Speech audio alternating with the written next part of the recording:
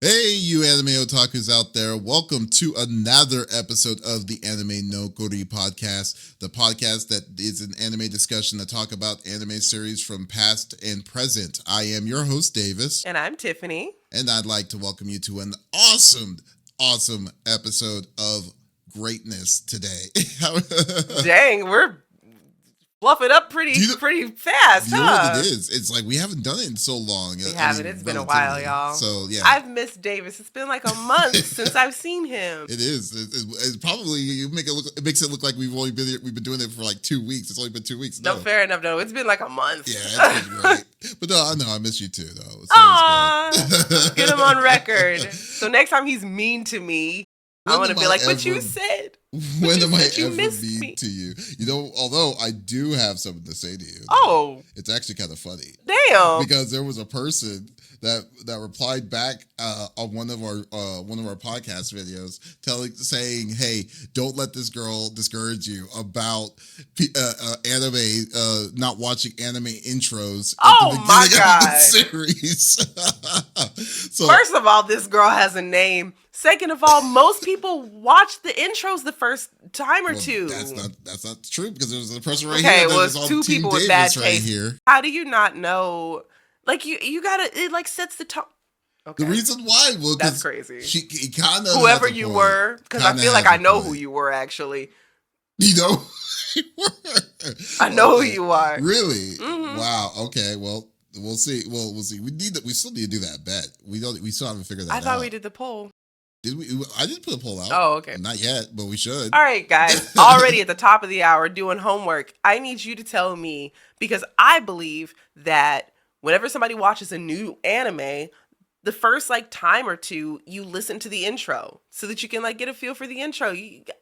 With all the nerds who love anime music, you're telling me that you think people aren't listening to intros? No, I'm not saying that at all. I'm just saying that there's sometimes you just don't want to listen to the intro. Sometimes. The reason why this came up, and we're going to talk about this in a second. The reason why this came up is we were watching Full Metal Alchemist Brotherhood, and the first time we watched it, he hit skip intro the very first time, and I was like, you don't even know this show, and you skipping the intro immediately? Yeah, sometimes crazy. You know what? Because you know why? Because I know that there's times where it's not the first episode. It doesn't have an intro? It's going to either have the intro, they don't have the intro, or the fact that even if they do have the intro, you'll still have time to go to the next episode and still see it. Like, okay. I'll watch it eventually. But I regret not filling this cup with whiskey, because it seems like you already gonna start on my nerves. That's crazy. So you're saying we haven't spent enough time away from each other? Apparently, absence does not make the heart grow fonder. That is hilarious. Anyway, tell them what we talk about today, Davis. All right. So, before we do, as always, if you do like the content that we do, always follow, subscribe on our YouTube page, Anime no Kori, or on our or any podcast services like Apple Podcasts, Spotify, and so much more. So today's podcast, as you can see, today's discussion is Michiko and Hatchin. You know, every time I can never say her name right. It's Michiko? Like, for some reason, I'm thinking Miracle in my mind. Miracle. But it's not not said that way. It's that like is a weird way. The opposite of the way that woman's life has been. There are no miracles in Michiko's life. In a way, it kind of did. I mean, I don't know how she did not get killed. You know what? Fair enough, actually. You know how Domino in the X-Men comics has her luck. Her superpower is luck. I swear Michiko has luck. Oh, God, yes. That has to be, because that woman has gone through some nonsense. God, I'm just thinking about other episodes. So many. Every episode, some nonsense happens to her, and I'm just like, that's not how physics works. Okay, I guess Dukes of Hazzard style, she's gonna get out of it. I mean, look at the image right now. She's on a moped, just like literally doing like a 50-foot jump. That's true. If anything, Hatchin is the one who's impressive in this one, though, because she's hanging on by a thread and a prayer. Oh, that poor baby just got ragdolled through the entirety of the show. Okay, we should probably start. Oh, right. We're already kind of going a little bit heavy on it right now. But okay, but and as always, before we do, I always like to say, I'm sorry. Side note, real quick. You know what? No, I'll hold off. Nope. But all over the place. It's been a month, guys. I know, right? We're all over the place. Yeah. But also, just let you know, this is a spoiled ridden discussion, so we will be talking and spoiling the series, even though this series is pretty old. I know there's people out there that probably haven't heard of it, and if they do listen to this and they do want to pick it up, definitely check it out. And but if you haven't and you want to, then we have so many other episodes that y'all should watch. Every episode before this, we just got done talking about Witch Hat Atelier, and I know y'all are into that show. Yes, go watch it. That, and also agree with me about don't do that. The intro. Don't do that. Don't do that. That intro's kind of whack though, so I'm not like too pressed on that one. Oh, for the intro for Witch Hat is it's fine. It's fine. Made me want to go to sleep. Anyways, let's go. All right. So, what is Michiko and Hatchin? So, Michiko and Hatchin was conceptualized by the animation studio Man Globe and directed by Sayo Yamamoto. And guess what? I already know that, and I was going to tell you, but you go tell me. Go ahead. In her series of directorial debut, so she is like. So once again, that counter of female creators, man, crazy. I think it goes against this time. Really? Yes, and I'll tell you why in a second. Okay. But you can kind of tell it feels like a woman wrote this, but not a woman who's in a good headspace. She is off the edge right now. That's what's hilarious. Okay, so the anime was produced by Shinichiro Watanabe, who is known for Cowboy Bebop, serving as the music producer, while the studio's team included writer Takashi Ujita and character designer Hiroshi Shimizu. Sayo Yamamoto's protagonist, Michiko Melandro, also her looks were inspired by the late R&B singer Aaliyah. I see that. And actually, there were some outfits that Aaliyah actually wore that was cool. Actually in the series too. I didn't know that. That's really cool. Yeah, it's actually very, very cool. I was like, wow. When was Aaliyah that half dressed? Because Michiko do not like clothes. Have you watched her in Queen of the Dam? There. That's such a cool cosplay too. Yeah. I love seeing every time somebody is in their cosplay. I'm just like, girl. Very much so. Yeah. Ugh. So there you go. So in the fictional South American country of Diamandra, the criminal Michiko Melandro escapes from prison and kidnaps her former lover's daughter, Hana Morenos, whom she nicknames Hatchin, saving her both from her abusive foster parents and equally cruel foster siblings in the process. The two are about as opposite as they come, but their fates become intertwined. Their fates became intertwined through Hiroshi Morenos, Hatchin's biological father. On the run from the police in Hatchin's abusive foster family, the unlikely duo sets out to find Hiroshi and ultimately discover their freedom. There are a lot of air quotes around several words in that description. Yes, I totally like agree. Saving. She saved her. Freedom. There's a lot of things. like Hatchin's life is just terrible. And it literally doesn't get better. It didn't get really better. Doesn't. Never did. It literally just got worse. If anything, it got harder. My God. What a series. That baby girl. What a freaking series. So, but in your mind, what is it? I'm to you? Fighting. Mm-hmm. I have two descriptions. Okay. My father watches this podcast. One of the descriptions he's not allowed to hear. The one that is dad appropriate is... Are we going to get both of them? He's going to have to close his ears in a second. But the book again. The dad... You're going to have to get that mute button ready, Dad. The dad appropriate one is, this is a story of, and this is kind of almost heartwarming, story of two girls without families who find family in each other while hunting down the world's most ain't shit man. Yeah, God, yeah. Okay. My God. Yeah, that's okay, yeah, that's very true. And what was the second one? Okay, well, Dad. Earmuffs. If you put the earmuffs. This is a story about a woman who is so aggressively digmatized that she turns up the entire earth to find some man who apparently put down pipes so well that she had to break out of prison to get it again. Yeah. You can take your earmuffs off now. Should have put a disclaimer on there. We need to We need a mute button, like a dad mute button disclaimer. I love you, Dad, and I'm sorry. That is hilarious. Is it accurate? Is it accurate? You know what? Is it accurate? It's a notch on his belt. He's like when he hooks up with someone else, it's like my D is so good. This girl traveled months with someone else's child, with my daughter that I had no idea existed to come. And it's not even like we have to find my ex, a reason, your dad, it's not like they're related. It's not like this is my daughter and we have to find her dad. It's your daddy was. It is so funny. And when that kind of I knew all in my mind for the longest time I was thinking this was basically she kidnapped a kid to reunite her with her biological father. But at the same time, no one was asking her to do it. No, nobody said anything. Damn sure wasn't her damn biological dad who asked. Yes. Oh God. And my God. And here's the deal. I think we have a new front runner for somebody to replace Jing Freaks. Hunter x Hunter. You know how Jing Freaks was like, oh, I have a son, but I really am not trying to hang out with him. I'm just going to cross to the ends of the earth and create a whole video game that he might get trapped in. And the Chimera Ant. Did you see Hunter x Hunter? Yeah. Okay.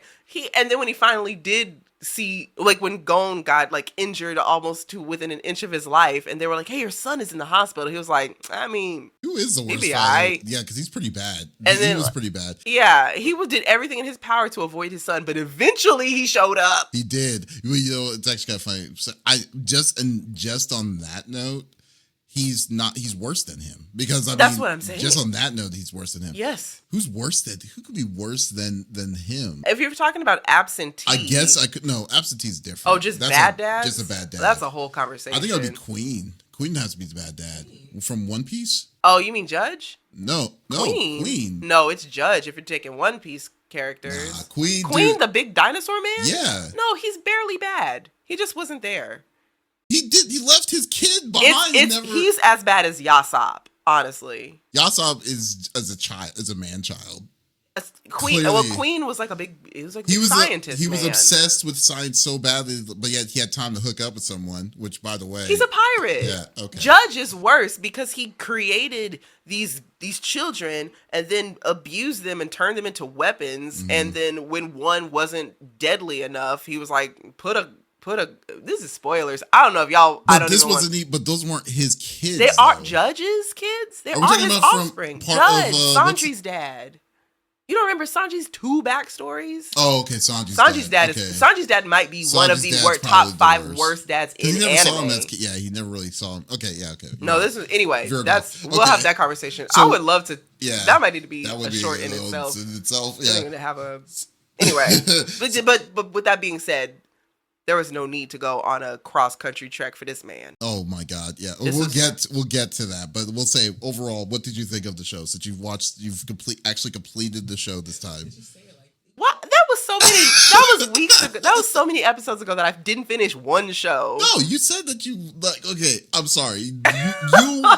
You suggested the show to me. You skip around in Full Metal Panic one time, and now you can't live it down. You suggested the show to me, so I assumed that you watched this series before, and then you even admitted that you didn't. Fair enough. I see what you're saying. Yeah, that's all I get defensive sometimes. Before we started, I told Davis, because I watched the show 20 years ago. Yeah, it's a while. And as I was rewatching it now, I got to a certain episode point where I was like, I don't remember any of this. Turns out I never finished it. So this time I did finish it. And after finishing it, I wish I hadn't, because the ending is very upsetting. Does it actually change your whole no, aspect of the show? I still have the same feelings about it as I did before. The ending almost was just, it was inevitable. Mm-hmm. It was inevitable. You think a tiger can't change its stripes. Okay, so where before you finished it before, like where did you exactly stop? Do you remember, or do you have an idea? 20 years ago. Yeah, I know. Like it must have been in some sort of level of impact where you were suggesting like the show's great, Yeah. and then That's a great question, and I don't want to spend a whole lot of time trying to think about it. okay, But I don't know. well, It's probably like 2/3 of the way in. okay, so okay, that's all we want to know. So okay, so overall, your full on thoughts of the show was My full on thoughts. I think that first of all, I just want to say that Watanabe loves us. He loves us. He is so ingrained in. oh, the music. Yes. Yeah, big time. But just he loves putting himself in any project that has a little bit of soul in it. He's so good. The amount of diversity and inclusion with Watanabe in general. It's a lot different. Yeah, it's not just about Japan. No, everything he does it's always got a little extra flavor to it. I love me some Watanabe. Just he's one of my favorites. Yeah, of all times. Yeah. Yes. But overall, I like this show. I love how much culture is in it. It doesn't feel like they're trying really hard. It all just feels really natural. The characters, it's interesting because I don't know if I particularly love any of the characters. I don't think I can think of one character that I'm rooting for Michiko and Hatchin, but I don't love either one of them. I don't love the detective lady. Yeah. She annoys me a little bit. She seems kind of, I won't say, is dumb the word? Because I don't know she's...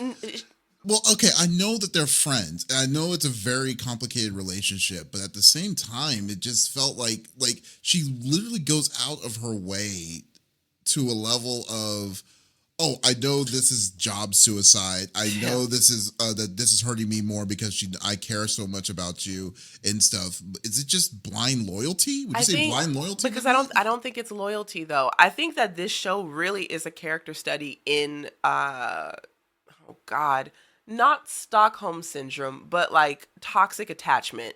So the detective, the detective grew up with Michiko, and she, like you said, they were bonded. All of these people are in this impoverished or like difficult situation. Their upbringing is all very difficult. They find solace in people, is what it seems like. Every single person in this show is trauma bonded to somebody else somehow, some way. Yeah, yes, exactly. So I think that she's just trauma bonded to Michiko, and I don't know what it is. I don't know what it is that keeps her from being able to just break away, but I don't know if because it's... she is very aware that it's not healthy. Yes. She is she knows that this is an issue, that this is a problem, and she knows that it's not going to go well for her. At a young age, she figured that out when they robbed some convenience store, and she was getting her butt kicked by the store owner while Michiko stole the stuff in the background, and she's just like, if I don't leave, I'm gonna end up like this woman.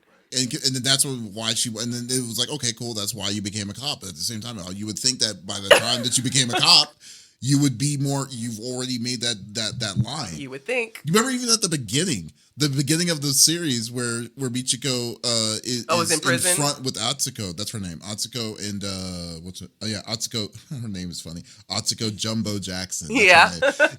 So like they're going face to face, and then you know how Michiko does like a random swing because she's impulsive. Yeah. And then she just starts beating the crap out of her. Yeah. And you're like, okay, we thought. Okay, so we know that you're the law. You're going to go by the law, and you're going to do what you need to do to get her back.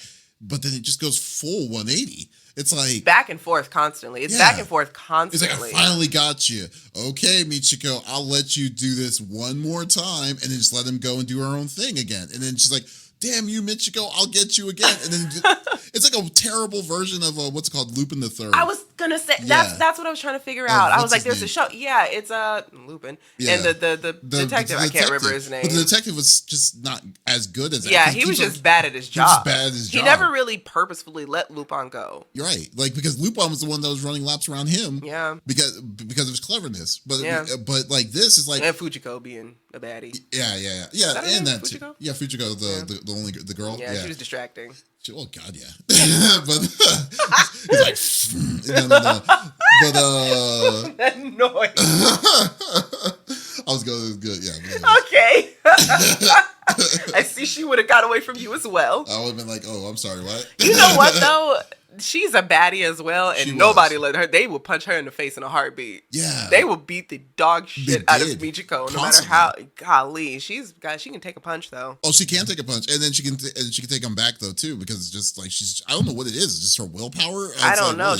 I have written down that Michiko is Afro-Latina Revy. Revy from Black Lagoon. Just without the skills, which is weird. Like, I want to know, like, did they ever explain why she was in jail? Like, initially? I don't remember. I don't know. She did so many things. Because I think it was like because they were a part of a faction a long time ago. Yeah. And then the faction itself was like, I guess she got busted within that, but there was an incident that made her stay in jail longer than what the other people. I don't remember, but I don't know if they did. Yeah, they kept on doing these weird flashbacks of her when they were when she was with what's his name, Hiroshi, and stuff. But yeah, but I'm sorry, I digress. That's okay. We are all over the place. What did you think of the show?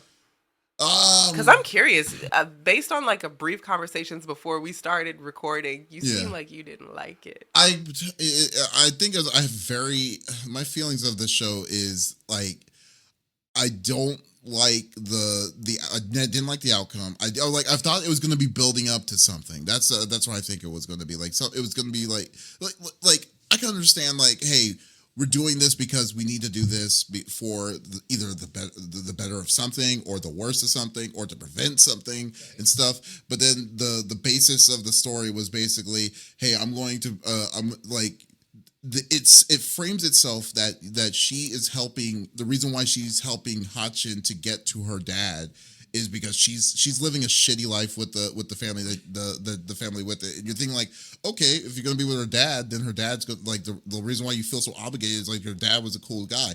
Then you go through the episodes to that point, and then you're like, why is it like first? I mean, there's just so many different things. The first thing was like was an interesting one where she was like, hey, let me see your stomach and stuff. And then I'm like, well, so what's so special about her stomach? And then there's the same tattoo, the LBCC logo. I'm like, what kind of person would do that baby? To a child like that, you know? Why spend the money and the ink tattooing your baby and then just giving her away? You branded her, keep her. It doesn't make sense. That's exactly. It's like, what the frick is going on?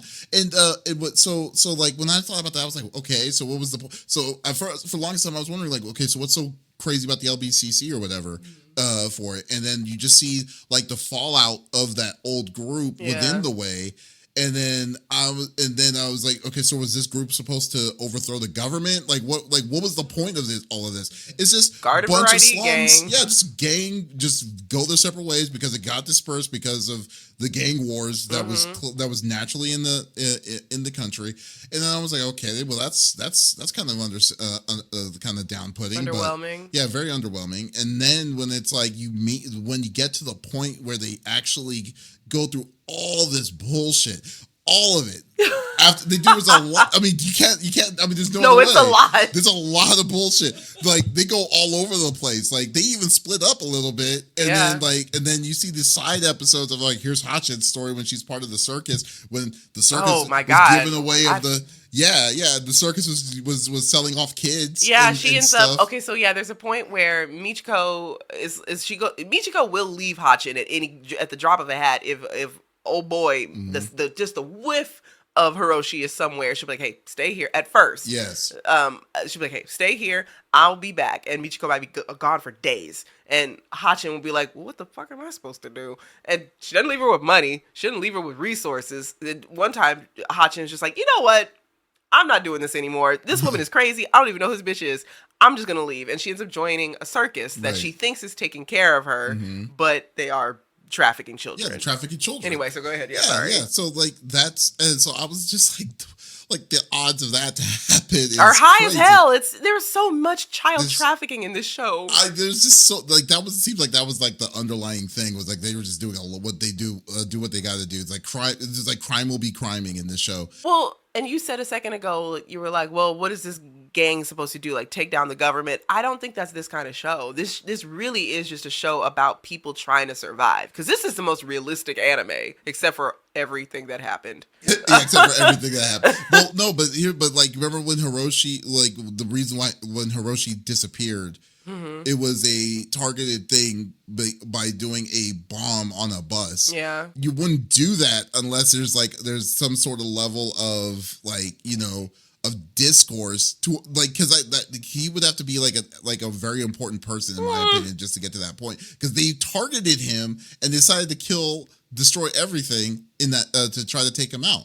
And I'm like, this, and then when you meet the guy, you're like, this guy doesn't know how to tie his own freaking shoe.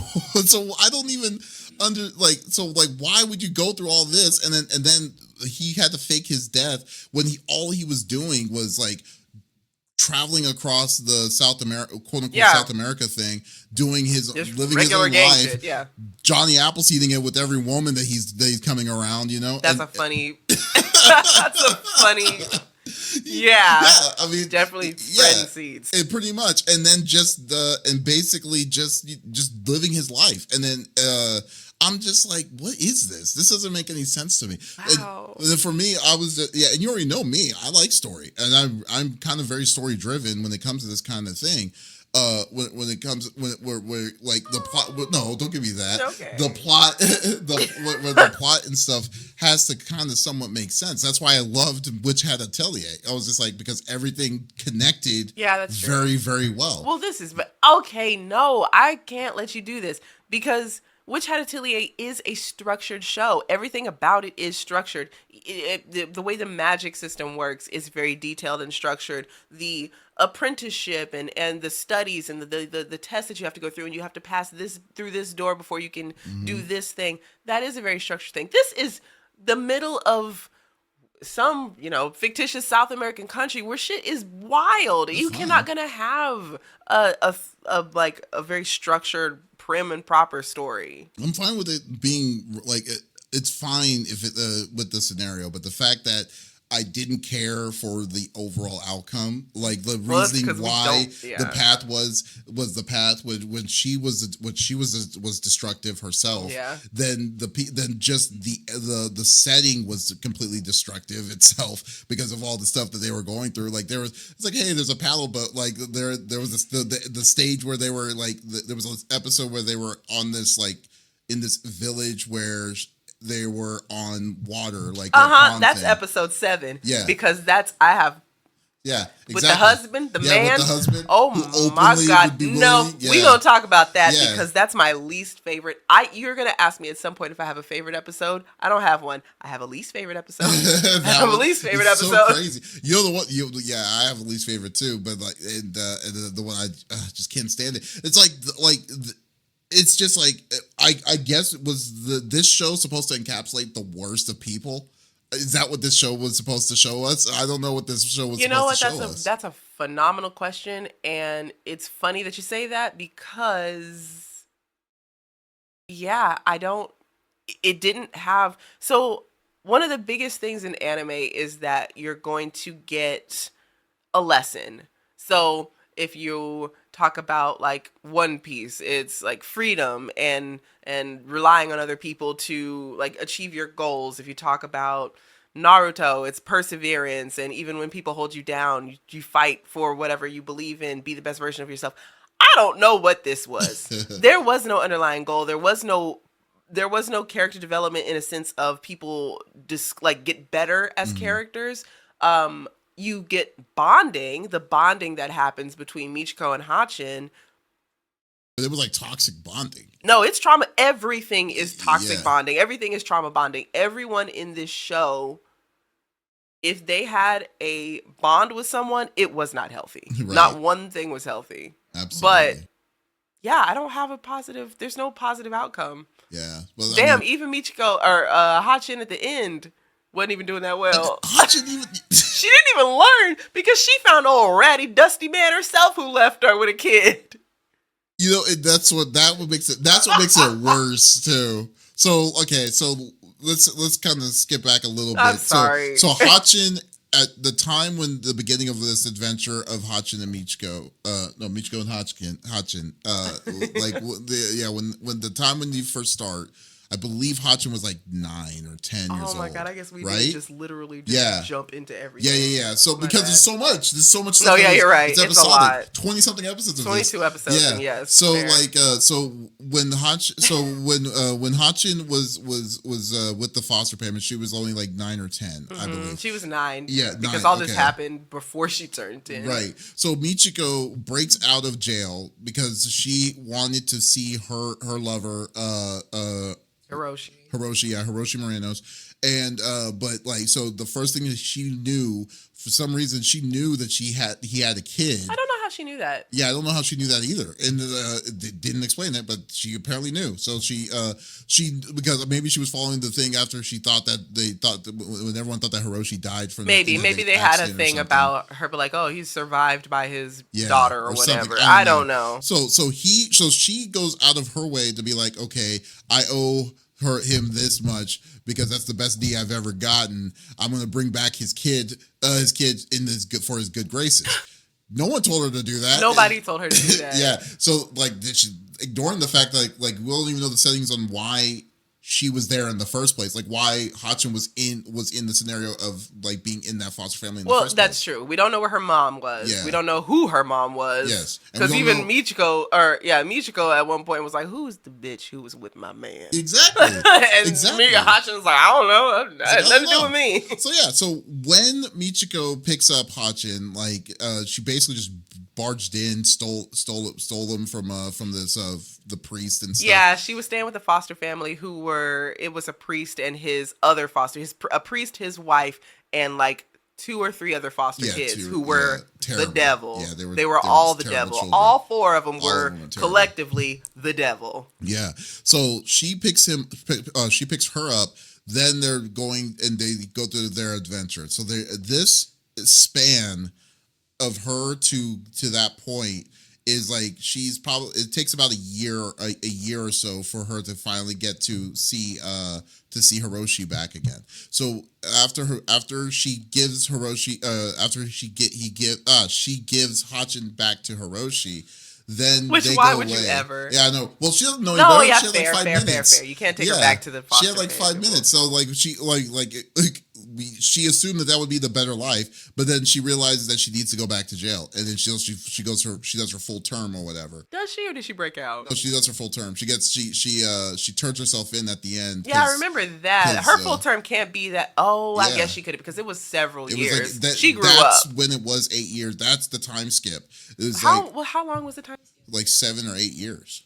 Because that's Hatchin met a man and got pregnant. Because Hatchin was like 19 when she comes back, when she gets out. Yeah, and then remember the clothes and stuff were slowly getting to her destination. Yeah, I know. Which once again, it's amazing that she knows where she is. But are we really surprised that Michiko? This girl's a stalker, man. Hey now, it's like still. No, she's not a stalker. She promised that she was going to come back for her. Yeah, that is true. But that's fine. She's keeping promises. She also promised Hiroshi that she was never going to let him go, and that didn't work out well. Yeah, but it didn't. She never got in contact with her during that time, during the stint, the 8-year stint, until the very end when she finally decides to try to mail her a letter back. But anyways, I digress. So she's 8. So now Hatchin's 19. Hatchin, like the last episode, you just see a giant time skip of her. So then you just see Hatchin with the kid, like, her kid, yeah. And then you're just like, what the hell happened? And then you're just thinking, oh, okay, so you're just like, oh, so Hatchin's with someone. No, she's like, oh, I had the kid. Then we were together for like another 2 or 3 months. 2 or 3 months. She was like, the dad didn't stick around more than 3 months before he left. And I was like, Hatchin, we didn't learn anything about shitty men. From all of this, and yet it's like you fall right into the same trap again, and then you just come to the realization Michiko is coming. I'm thinking like WWE all of a sudden. Michiko comes is on her way back to go see her again, and then that's where it ends. I'm like, dude, so everything that you did, and then I think she also mentioned how long her dad stayed with her. Yeah, So they went through all this to find this man who was actively running from them. I need everybody to hear that he would find out, like, oh, convicted felon Michiko Hironos, or whatever her name was last spotted in insert Spanish sounding town, and Hiroshi would hear that on the TV and be like, well, guess I gotta get the fuck out of here now. They're on my trail. And he was actively running from them. So she leaves Hatchin. We get to keep looking up there to get the names right. Hatchin with Hiroshi, because that's supposed to be better. And Hatchin goes like, yeah, he stayed around for, I don't even remember how, like maybe a couple. No, she didn't even give a timeline. She was like, he wasn't around for very long before he ran off with some other woman. And I'm like, okay.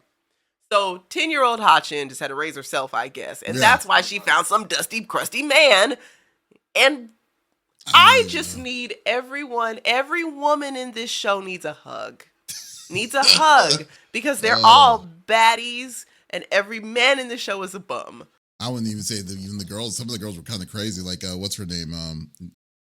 Which one? Rita, the girl, the exotic dancer with her sister.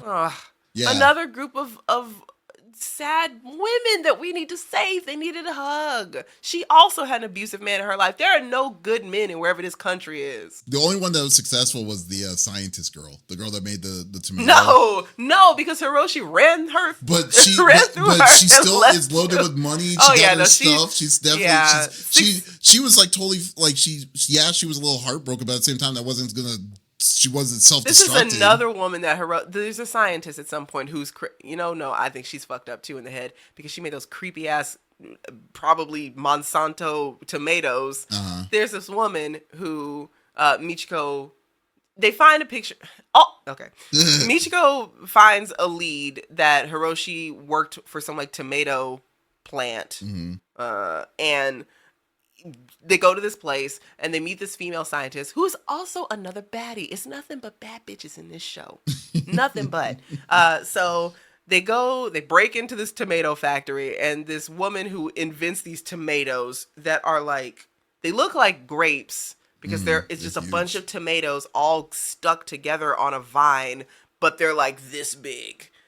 Which I'm sure are giving everybody cancer in that country. Oh yeah, probably. And then so knowing the country's like, probably. Yes, for sure. Yeah. So yes, I guess maybe she turned out okay because she was successful and had money, but she was still stigmatized. Most of those people that they were coming across was mostly like, like low, like, slum gang lord kind of thing levels of stuff. But she was the only one out of all of that. That's true. Was like the most consistent. That was the most consistent. And then there was kind of weird seeing when you meet what's her name, Hatchin's friend in the circus. Rita. Is it not Rita? No, she wasn't in this. What's her name? No, yeah, she was in the circus. Oh, the black girl. Black girl. I'm sorry. Okay, so Rita was in the circus. So Rita, because remember, Rita was a trapeze artist girl, girl that was the same age as her. Hatchin I was thinking her name. I misspoke. The exotic dancer. Her name was Pepe Lima. Okay. And then her sister was Lulu, and then that was kind of sad. But that was sad. And what was worse is that what was worse about that one episode was that Michiko had a chance to prevent it. And didn't do anything to stop it or to help her. Okay, and she said no. Yeah, so this exotic dancer and her sister, their little sister, the exotic dancer's trying to make enough money to leave, get to a better life. The little sister got like kidnapped or something, yeah? No, the little sister was they were going to leave, but then the little sister she realized that she forgot to like a photo. They were getting they were for her passport. They were trying to make fake IDs so they could leave and disappear. So then her sister said that she was going to go pick it up herself because she's really fast, but she never came back. And then so she wanted to try to get her sister back, but then she gets commandeered by the child army that this guy has. Yes. And I'm like, what the fuck? And then there's no imagination. She got gunned down. She died. Oh, she died. Yeah, she definitely died. No, fair. So enough. and then we know that Lulu's gone because there's no reason for that, Yeah, but here's the deal. Then that's the thing. This is early on in the show. That was episode 6, I believe. Yeah, this is early on in the show, and Michiko she has one goal. It's to see Hiroshi and use Hatchin as like a bargaining chip to like, I did a good thing, right? Yeah. Do you want to hang out with me more? I got this kid for you. I brought your kid home. So you gotta, if you want a bargaining chip, you gotta keep it alive. Her priorities were to keep Hatchin alive, and that was a dangerous situation. So I mean, it's still like doesn't. I mean, I don't know. Like Well, it's weird because even prior to that though, it wasn't like she if she was consistently doing that, then I would understand. I would doing agree. what? Trying to what? Trying to protect Hatchin to get into a bad Kinda situation. was. She She was trying to preserve, not protect. I mean, it was like I don't know, like if I would give her enough credit to say that though. Like that's just where I stand with when the Kims. If you have a hostage, you have to keep the hostage alive if you want the negotiations to go through. Normally, Hatchin was a hostage. She was off the cuff though. I don't know what she was. It was the way I think is that whatever suits best in the situation that she's in at that moment at that time. Not thinking it that far ahead. Well, she was a very hot-headed woman. Yes. Okay. So what was some of the good things? I mean, we've literally had like a bitch fest about this about all the craziness that happened. I suggested the show too. I was like, oh, there's a good show I think you'll like. I was like, what is going on? Anyways, but what were some of the good things that you liked about the show? I do like this show actually. Okay. The artwork is gorgeous. The music is phenomenal because shout out Watanabe. It's the characters are. I'm not going to say that I like them, but they are compelling. I think the characters are very compelling. I think that watching the characters interact with each other is very interesting. Watching Stockholm Syndrome set in real time is also interesting. I've never seen a show where it's like Stockholm Syndrome wins every time. Well, Beauty and the Beast. It's pretty much what that story is about. Uh-huh. The colors are all vibrant. It's a very vivid and realistic world until it isn't. Sometimes it's not, but it's really cool. It's very cultural. I love it. I like the show. Uh-huh. I just don't like any of the characters. It's like it feels like you're convincing yourself to like the show. I mean, I have Stockholm Syndrome. Know. It's like because you've said a lot of crazy stuff about it, and I stand by all of it. But I also like the show. It's like I would have been like, yeah, it's like there's so much crap that's happening, so many bad guys in this, and women are being treated terribly. I mean, like the women are being treated so bad. It's like, but I like the show. And when I said that I can tell that it's written by a woman, but she wasn't in a good headspace. Mm-hmm. This woman, whoever wrote this, I need to know what her marital status is. I need to know if she's chasing after some man who doesn't love her. I want to know what her dating history is because this is the fever dream ramblings of a pick-me. You know what I think though, because I think this series is really not conventional of how normal series are created because like what I said at the very beginning that it was conceptualized by animation studio Manglobe. Okay, it's because there was no mangas, there was nothing, there was nothing that was created. It was they just created a series from that was meant to be on TV directly for this, and I think that like.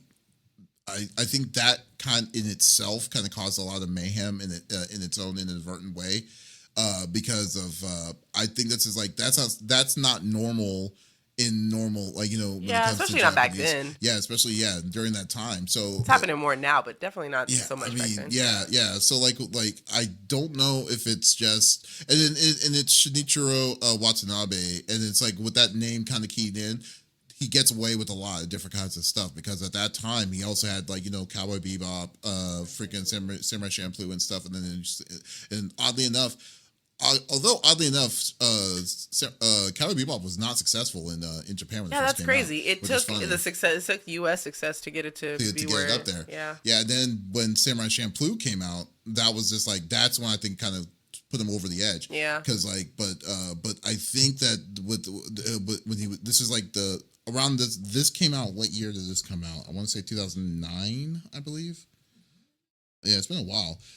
So like when this came out, he was probably at his peak of his like the power that Watanabe of his brand, and he was at his most Watanabe. Yeah, his most Watanabe form.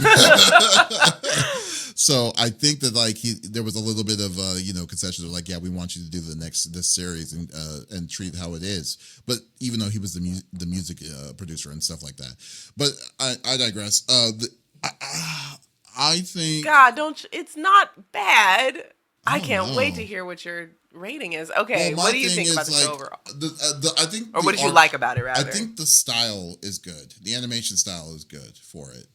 It does a good job of like for an imaginary country and stuff, and then but you basically have the South American feel, Yeah. And everything. It does a really good job of kind of laying it out for you by like calling this place calling this place anything other than South America is like it's very interesting. Yeah.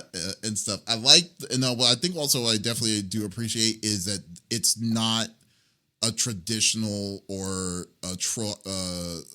a normal kind of series. Like you see a lot of minorities, a lot of different kinds of minorities. I mean, at a certain point, you can't even call them minorities. It's the majority. Yeah, it's like it's not what you normally see in an anime, which is basically Japanese or European like culture and stuff. It was everything else but that, which was cool. It's like if anything, it would have been like the one thing that would have put even over the edge was if this thing was in Portuguese. Oh yeah. Would that be crazy? That would be cool. There's a couple anime that are like that. Like they air certain if somebody is French, they will speak French and then have like the Japanese subtitles under the French speaking. Yeah, it's like, I love when that. they do that. When they do stuff like that, where they kind of break that kind of keep in character. Yeah. But I think overall, I mean, I think that's really the best thing. Besides the music of Watanabe does fit pretty good of this as well. So, I did like that. I did like that a lot about the series itself. Let's see. So then, who is okay? So this is a good one. So who? Oh, do you want to do that now? Yeah, I would have to say. All right, I'm actually really interested because this is going to be kind of tough. It really is. Yeah, there's a lot because it might be everyone. Go ahead. Yeah. So who is the real villain of the series for you?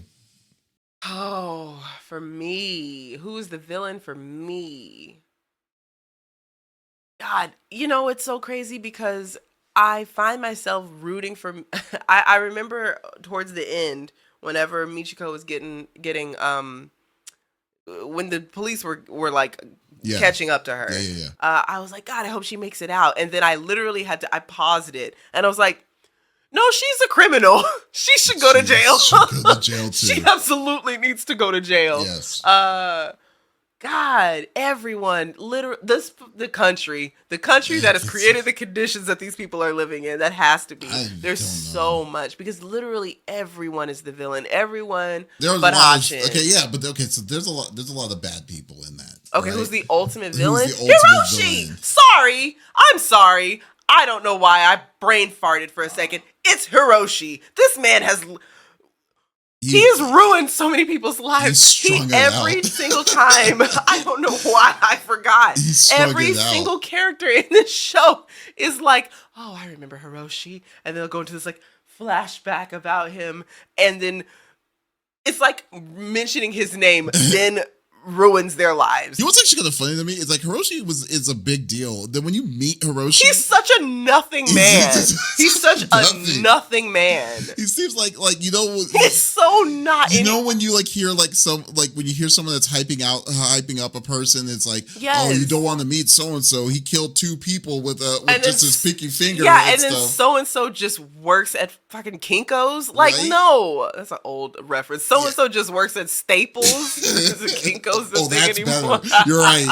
No, yeah, not Kinko's. Kinko's is 2 out of it's like 2 out of touch. I don't know. We got young listeners. It's like, at Circuit City. Is that the first for the Radio Shack? It's like, come on. But yes, you're right. There's nothing special about him. And even Michiko says it so many times. Yes. His best friend, Satoru. Yeah, Satoru was also a piece of shit. He also, for sure. Yeah. But even he was like, yeah, if you look at him, you wouldn't see anything special. And I'm like, you wouldn't. And then if you talk to him, you wouldn't hear anything special. And if you hang out with him, you wouldn't feel anything special. And yet got these women and these men frothing at the mouth over you. It's so funny because if anyone, Satoru was probably the most spot on person about why are y'all doing this? But at a certain point, whenever Hatchin got introduced into the mix, even he was like, I need you to take me to him. And he died looking for this man. Yeah. What is what is so special about Does this he have 2 of them? I don't. What is it? What is it? I don't know. I don't freaking know. And that's what drives me insane. It's like you talk to literally the most mediocre person in the world, and then because like you go through the ride, all right? You go through the ride of like, here's the beginning. It takes 21 episodes to get to where they have been wanting to do, or to get where they're wanting to be. Then you're like, we finally did it, guys. We finally met this person, the person that was like the whole reason why all this has gone out of crazy control and stuff. And then you meet him, and then you're like, who, like what the hell, dude? You know, even his first words back to Michiko were even bland as hell. He's like, so what do we do now? Like, what? That sounds like, oh my god! What do we do now? Punch I'm surprised that Michiko didn't like destroy him. She's too sprung. But you know what? As we're talking about this, as we're lamenting about the nothingness that is Hiroshi, tell me you don't have a homegirl who has been cuckoo for Cocoa Puffs over some bland ass motherfucker. I'm not, dude, but to do all that, I feel like all of us know or have been someone who you're like, I can't get him out of my mind. And you're like, girl, he was sleeping on your couch for 3 weeks. He has no job. I know, but there's just something about him. Girl, he's got 3 children by 4 women. And you're like, but it's just something about him. I feel like everybody knows someone who has been sprung over some ain't shit man. You know what? And this is what this is. That is the case, but they should not have given him an anime for it. 22 episodes of that. That would have been great in like 3 episodes at best. And then be like, because it's like, you like, it is so bad. It is so bad. That makes me so angry. That makes me so goddamn angry. Because like you're thinking things are gonna get. They go through hell and back just to get to this point, and then you're like, this guy's a piece of shit. Only for the lamest man on the planet to look back at you and go, so what do we do now? I know, it's like, and then like he was so nonchalant about like, out of like, knowing, okay, first off, knowing that he did what he did to run away from her, yes. Right? Like, he went to that's what you have to do for a woman like that, though. But yeah, because she's gonna find you. But when she did find him, then he's like, as if he's surprised, like, hey, what are you doing here and stuff. Like, it wasn't even a matter of like a bold-faced lie, but rather the aloofness. It just irritates me so much. I was so proud of Michiko in that moment, though, because all of that simping that she did for him throughout the entirety of the show, when she finally saw him and when it was time to part with him, she was just like, okay, go hang out with your dad. I'll be back. I'm coming back for you. Move, Hiroshi. I'm coming back for you, Hachiko, or Hatchin. And she wasn't really fazed by him after that. It was almost like she got it out of her system. No. I think what it is that she definitely got. You're saying there was like not a lot of character growth. If anything, Michiko was the one that grew, because initially she was like a freaking rabid tiger at the beginning of the series, but then all these different, and don't keep in mind she was about to cheat on please don't honor with that dude in episode 6 or 7. It's 7. We'll talk about it. And then, but then again though too, that guy was straight up player though too. So I'm just saying that like he was playing that game. He was playing chess. Are we gonna talk? Can we just go ahead and talk about it? Yeah, let's go. That episode. Okay, so listen, I'm not gonna give you too much lore about me, but just know that this was a very triggering episode for me specifically. They go to this town, this town of everybody, like, there's boats on ferries. Who cares? She meets this man, another ain't shit. Not even that interesting looking man. He looked like Shao Tucker's son. He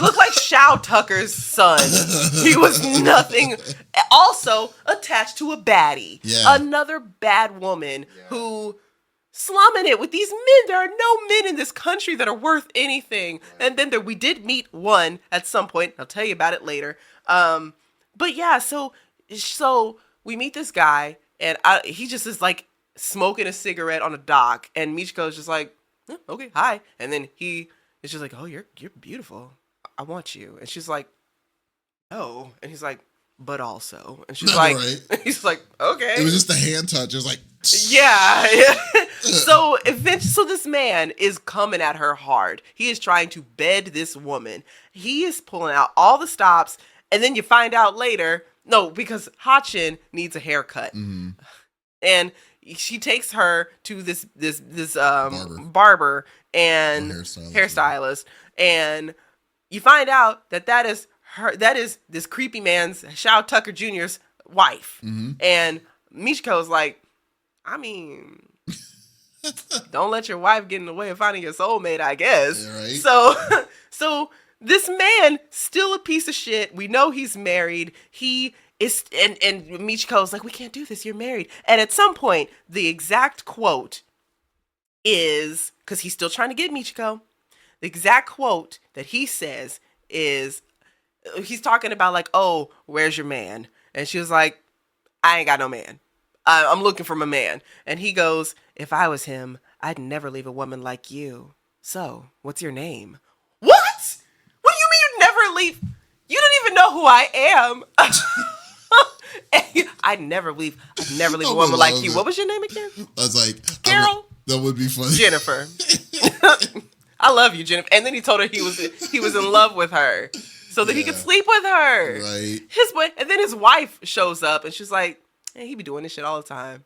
He might sleep with you because he sleeps with all of them, but he's going to come home to me. And I was living. How is that even a flex at that point? It's not. It's not like, a flex, girl. It's like, you're gorgeous. Leave. I'm like, wait, what? It's like, so what if I was looking for that kind of situation? It's like, okay, have fun. I don't know. I hated that episode. I can't stand a creepy married man. If you are a married man actively cheating on your significant other right now, I hope you get the treatment that. But hey, you know what? I will never leave you. What's your name again? What's your name again? That was. Oh, so upsetting. That was so upsetting. I don't even know. Such a crazy. No, you know what's funny, and I think that's one of the many different kinds of episodes there were in the series. It was just like, it's like, here's temptation, here's just bad shit that's just happening. Regardless, there's it's never like, good things. Never happening. Thing good. There wasn't a good episode where they're going to take a break or anything. One good episode, and that's the one where I said we met a king. We did meet a king at one point. I don't remember it, but continue. Which one was that? We did have one good episode. It's the episode that is the equivalent. I don't know if y'all watched our episode about Outlaw Star, and we. Our favorite episode together was when Jim found a little girlfriend. Oh, yeah. And he proceeded to murder her on accident. Yes. We had the equivalent of that in this show. Classic it was of course, it was episode 15, where Hatchin, they're in this little town, and she's just being adorable little Hatchin. She's looking for a book. She goes to a bookstore, and there is a book that she wants to read. And at the bookstore is this little boy, and he sees her for the first time, and he's like, you're an angel. You're beautiful. I'm in love with you. Mm-hmm. And she's just like, okay. She had the reaction that Michiko should have had when homeboy was like, I love you. What's your name? So anyway, this boy, he is the sweetest little gentleman. He goes and he gets the book for her, and he's just like, hey, I just want you to know that I think you're really pretty, and I'd like to take you out sometime. I got you this book. You're really pretty, and I like you. And she's just like, and so she's being so standoffish, and he's just like, that's okay. I know you're hurting inside. I'm here for you. And it turns out this boy got into an accident, and you don't remember this episode at all? I don't remember. Okay, no worries. This boy, once again, the sweetest baby angel. He's so sweet. He's so in love with Hatchin. In a wholesome, sweet way. He thinks she's an angel. When he looks at her, the animation of the show literally changes. Oh, wow. It's like this pretty hand-drawn animation, and it's like ethereal, and she's backlit and beautiful. And so you find out that he got in an accident. He got like brain trauma, and his memories are gone. So he has no memories. He just latches on to Hatchin, and the bookstore owner, I guess his dad or whatever, grandpa something, whenever Hatchin goes to return the book, because she was like, hey, I can't take this. And he was like, oh, did he not tell you about his brain injury? He has no memories, but one day they'll come back and everything that happened before that is just be like it'll just all disappear. And she's just like, oh, that's why you told me that. And then cut to a little while later, they have this like intense little whirlwind thing. Hatchin is feeling things for the first time for a man. It makes me feel like, oh, maybe Hatchin is going to understand why Michiko's so sprung off Hiroshi, because she's starting to feel things for this boy. They meet each other on a sidewalk one day, and the boy goes like, oh, hey, you're really pretty. I knew a girl that looked like you once. And I'm like, his memories came back and he forgot all about Hatchin, and she was just like, well, this hurts a lot. That's hilarious. I was just like, we had one king in the whole freaking amazing. I guess they just needed to have like some sort of win for somebody, you know? Who won? I guess he did, because he got his memories back.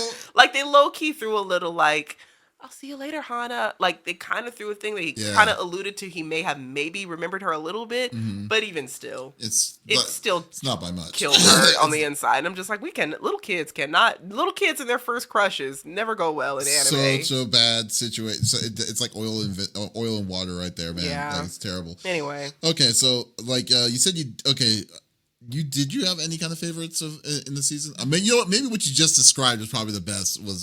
That's the favorite. The brightest spot in the show. Yeah, it ended in just on that, because like I was struggling trying to figure out one for me myself, and or like a highlight of the show, or like a favorite character. What? I don't even just favorite like period thing you liked at all. Favorite I mean, what was the? I guess, yeah. Like, what was it like? Was there anything that the show kind of introduced to you that you kind of were like, just diversity? But sorry to cut you off. Before we started shooting, you said you had a least favorite show, least favorite episode. I want to hear what your least favorite episode was. Least favorite episode? Yeah. What's my least favorite episode? I don't know. You said because I was like, well, I don't have a favorite, but I have a least favorite. My favorite. If I had to go with the favorite episode, it kind of sucks because like it's like the trolley problem, like you don't want to deal with it because there's just so much bad, so evil. There's so much craziness that happens in this. It's like but the one that I liked was there was a part. It was because there was a part in it which didn't make sense to me, but it was there. It was like when I think it was episode 6 when you get introduced to the exotic dancer, what's her name, and Lulu and stuff. But then you see when they're at the bar or whatever, at the club or whatever, did you see Hatchin? I guess gets drunk. She does. She's a little crazy drunk. But they didn't give her any alcohol, which is weird. I don't think. Are you sure? Oh, it was like a placebo drunk because she was in a bar? I think it was a placebo drunk, but then she starts going on the dance floor. It was actually moving. She was so cute. I was just like, that was probably my favorite part of it. Yeah, I forgot about that. She was an adorable drunk. Yeah, adorable drunk. Yeah, that was like, I was like wondering to myself, like, did she get drunk from the apple juice, or like what did they give her? It is funny because I almost called her Mirko. Yeah. Michiko was just like, okay, well, let's let her. Girls will be girls, I guess. Right? And just let her do her own thing, and I guess I do. Okay, so I think one of the things that really kind of irritated me was Atsuko. Atsuko, the detective? The detective girl. Oh, yeah. That girl was not only incompetent with her job, but like just the one-on-ones that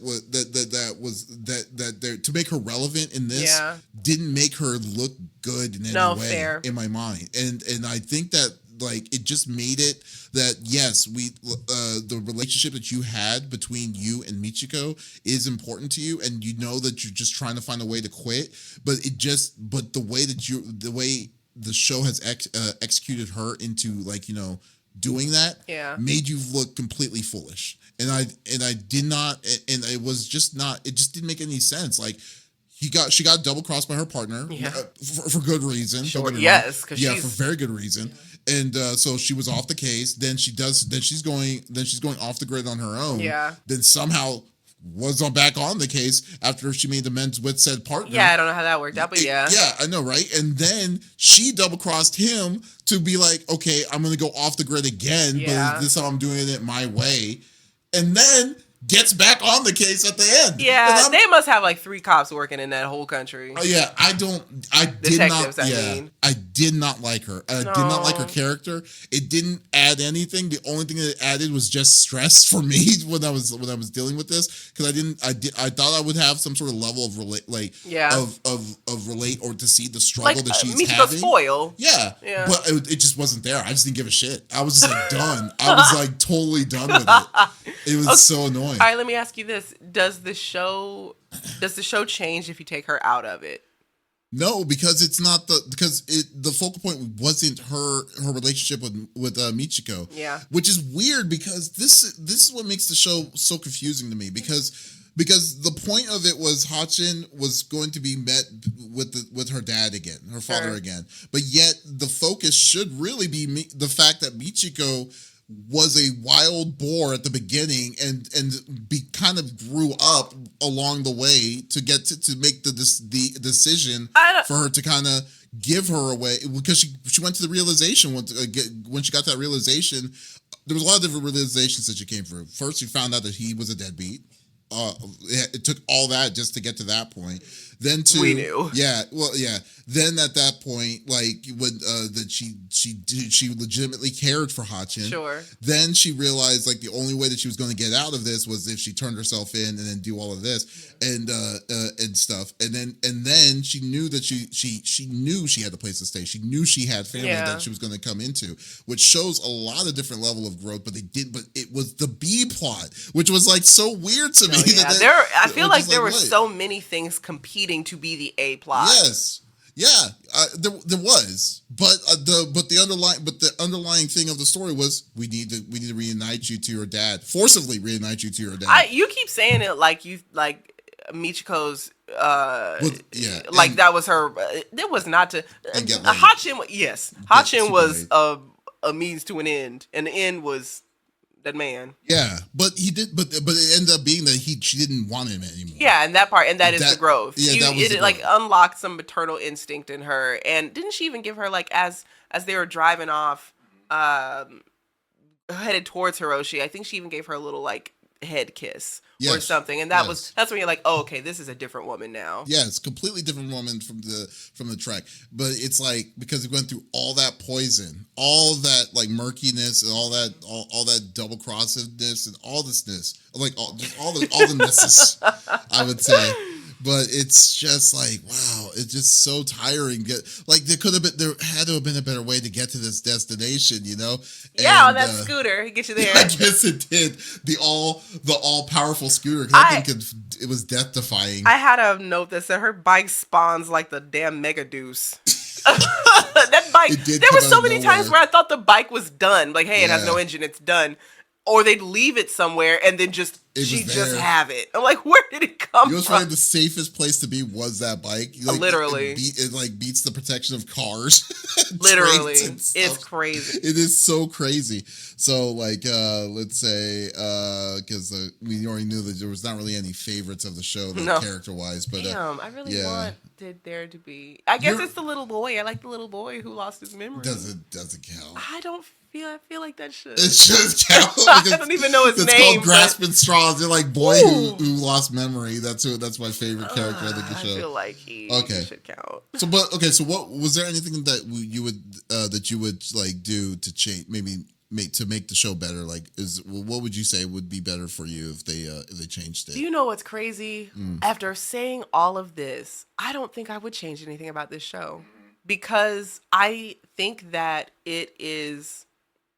I think it's, I want to call it organized chaos, but it's not. It's disorganized chaos, but I think that is what the show is. I feel like that. Is there anything I'd change? I don't think so. I can't. You go first. Well, I mean, I just don't think. I mean, Naida, you've had a lot. I'm sure. Well, I don't think there's a lot. I mean, I don't think there's anything to change on the fact that I don't know if there's anything I would be able to change to make it to make it good, to make it any better. To be honest with you, to show off that story. I don't know. It's just. I think the show does exactly maybe what I've given up on it. I don't know. My god! Maybe I've given up on the show, but it's just. That's crazy. This is crazy. You sound like how I sounded about Clavante. This is not. I don't know if is it worse than. Well, I think it is definitely worse than Cleve.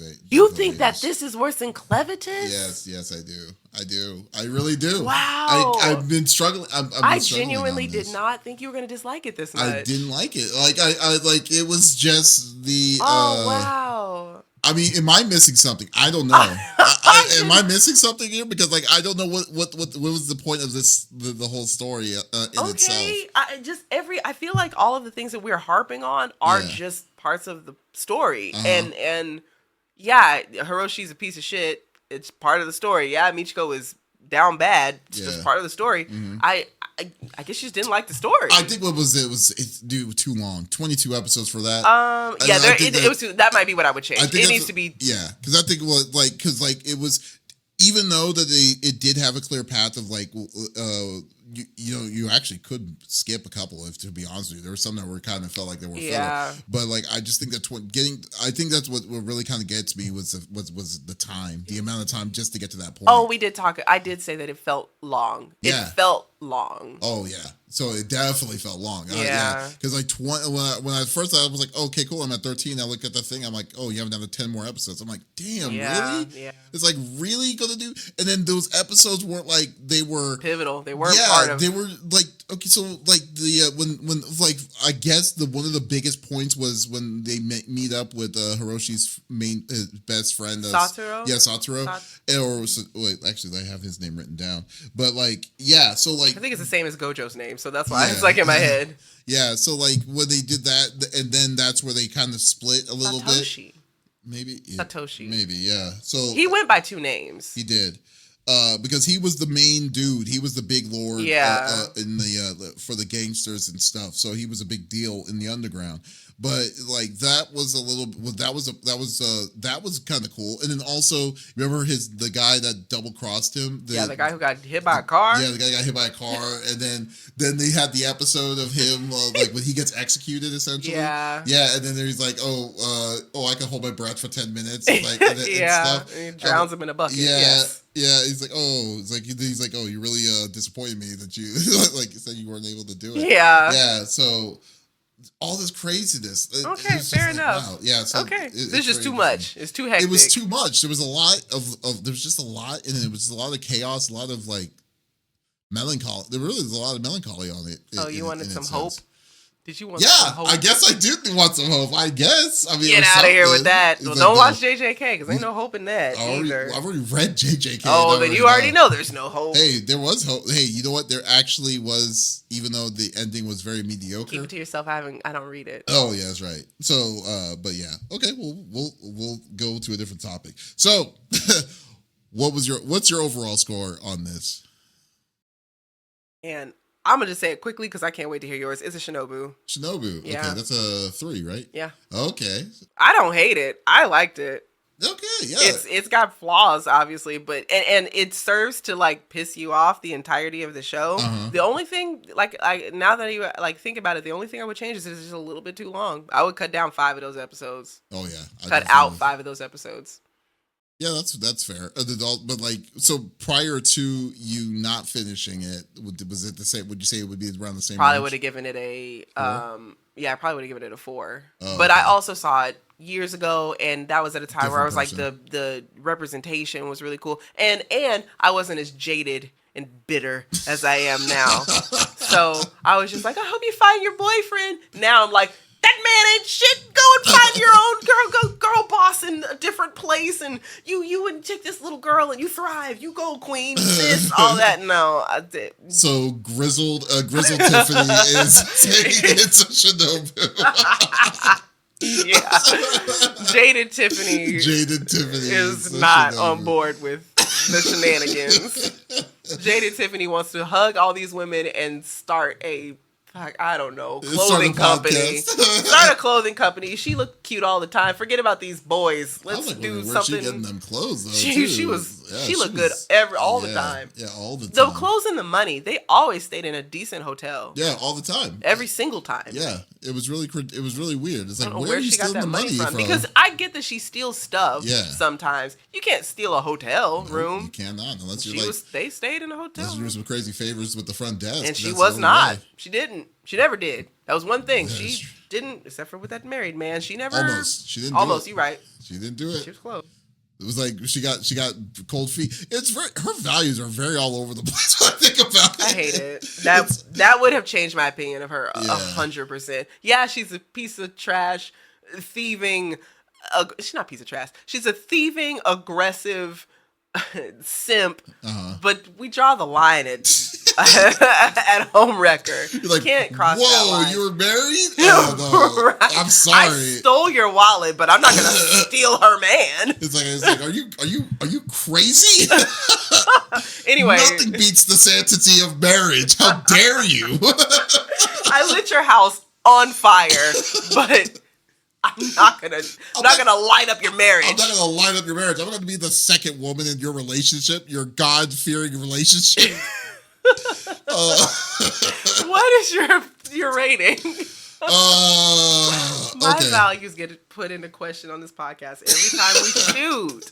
Child soldiers and this one, if anything, I was gonna say you liked it because there were literally child soldiers in this. This is the first time I didn't enjoy it. I wanted to hug all those babies. This was bad. I would have started an orphanage and helped those kids out. I hated all those children being trafficked and put into child soul. Oh, I hated it. Maybe it's never mind. I was going to say something inappropriate.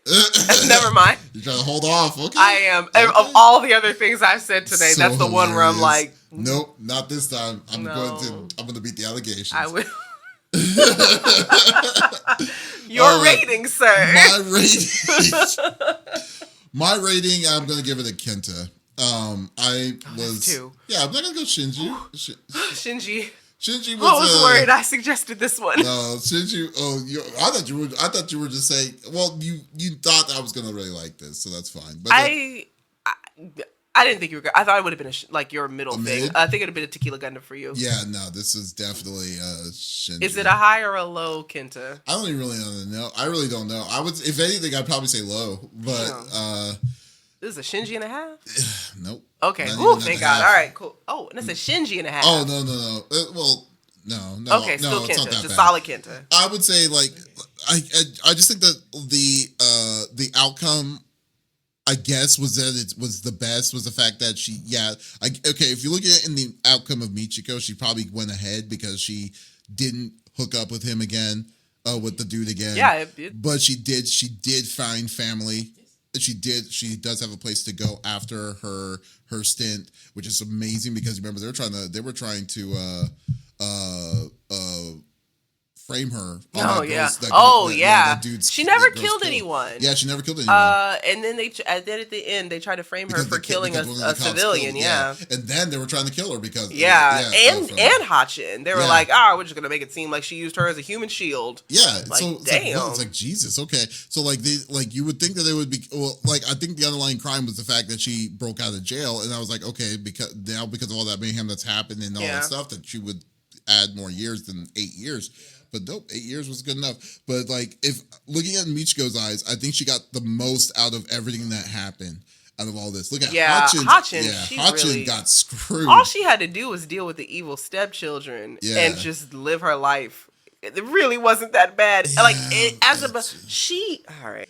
I don't even know. See, that's the problem because I think she was screwed either way. Yes. But because even let's say we left Hatchin alone, who's to say where she would have been when she grew up at the same age? If not, it could have been worse at that point. I don't know. But she had meals provided for her. She had a roof over her head. She was being abused, but she almost had to kill people. Did she kill? I think Hatchin. She didn't kill anybody. Okay, because when Satoru or Satoshi or whatever, whenever he kidnapped her and went on the run, they were fleeing from other gang members, and he was like, "Here's this gun. If anybody comes up the stairs, kill them." And she was just like, "All right."